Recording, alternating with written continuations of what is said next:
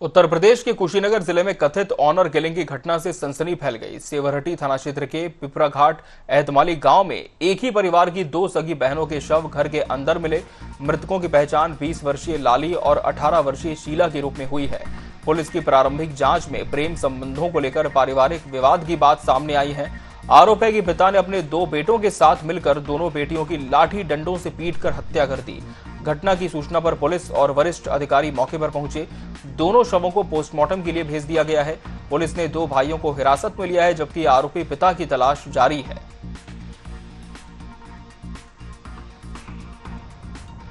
तो सम्मान के नाम पर दो युवतियों की हत्या कर दी गई। दो बेटे गिरफ्तार हुए इस मामले में, वो भाई जिन्होंने अपनी ही बहनों को मौत के घाट उतार दिया। वहीं आरोपी पिता अभी भी फरार है।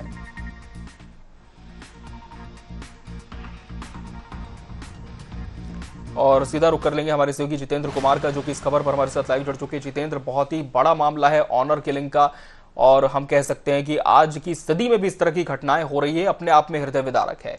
क्या कार्रवाई अभी तक पुलिस ने इस पूरी दिशा में की है? क्योंकि बताया जा रहा है कि दो आरोपी भाई तो फिलहाल पुलिस की गिरफ्त में हैं, लेकिन जो पिता आरोपी है, मुख्य आरोपी है, वो फरार है। क्या उसकी कोई पतासाजी पुलिस कर पाई है? कब तक गिरफ्तारी हो सकती है मुख्य आरोपी की? जो पूरा मामला सेवरहटी थाना क्षेत्र के पिपराघाट पिता ने अपने दो नाबालिग बेटों के साथ मिलकर बेटी को लाठी डंडों के साथ पीटकर मार डाला। इसमें पुलिस ने कार्रवाई करते हुए जो है दोनों नाबालिग को अपने अभिरक्षा में रखा हुआ है, लेकिन पिता अभी भी फरार चल रहे हैं। जी जितेंद्र, तो जो दोनों नाबालिग भाई उन्हें फिलहाल अभिरक्षा में रखा गया है और पिता अभी भी फरार है। पुलिस क्या जानकारी दे पा रही है? कब तक मुख्य आरोपी की गिरफ्तारी हो सकती है? क्या कोई सुराग पुलिस को उसका मिला है अभी तक?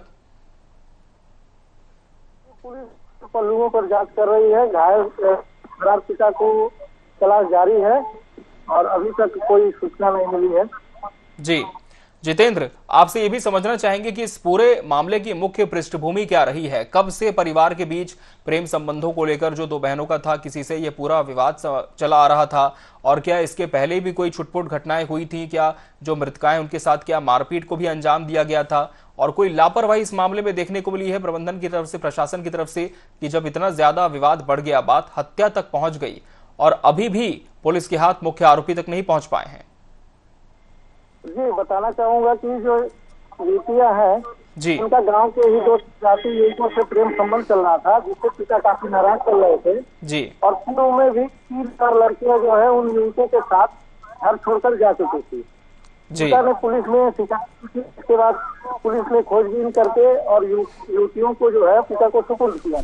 जी, यहाँ पर पुलिस कार्रवाई है कि बार बार युवतियों को जो है युवक लेकर जा रहे थे और पिता को सुपुर्द कर दे रही थी और आगे कोई कार्रवाई नहीं हुई, जिसके कारण पिता काफी क्षुब्ध रहते थे। और बीते 15 दिन युवकों द्वारा दिया गया मोबाइल जो था उसको पिता ने युवतियों से ले लिया था, जिसके कारण आए दिन विवाद चल रहा था।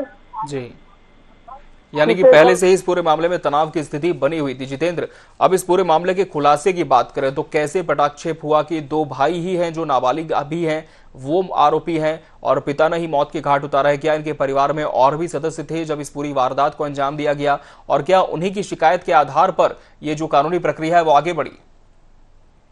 जी नहीं, 3 बहनों में से एक बड़ी बहन की शादी हो चुकी है, वो अपने घर थी। 2 बहनें घर थी, लाली और शीला जी। और ये जो दोनों भाई थे सूरज और नीतीश जी, ये लोग 5 और 6 कक्षा में पढ़ते हैं। जो मोबाइल पिता ने ले लिया था, इसी को लेकर आए दिन में विवाद होता रहता था। कल शाम को भी इसी को लेकर विवाद हुआ जी, जिसके बाद पिता और दोनों बेटों ने मिलकर लाठी डंडों से उन दोनों को मार डाला। अगल बगल के लोग शोर सुनकर जब घर पे पहुंचे तो देखे दोनों युवतियां मृत पड़ी हुई थी जी। इसके बाद अगल लोगों ने इसकी सूचना पुलिस बिल्कुल, तो हम कह सकते हैं कि फिलहाल तो दो नाबालिगों की हिरासत में इन्हें ले लिया गया है। प्रक्रिया आगे बढ़ गई कानून की। फिलहाल देखना होगा कि कब तक जो मुख्य आरोपी है, मुख्य आरोपी पिता, वो पुलिस की गिरफ्त में आता है। बहुत शुक्रिया जितेंद्र, आपका इस खबर पर नजर बनाए रखिएगा।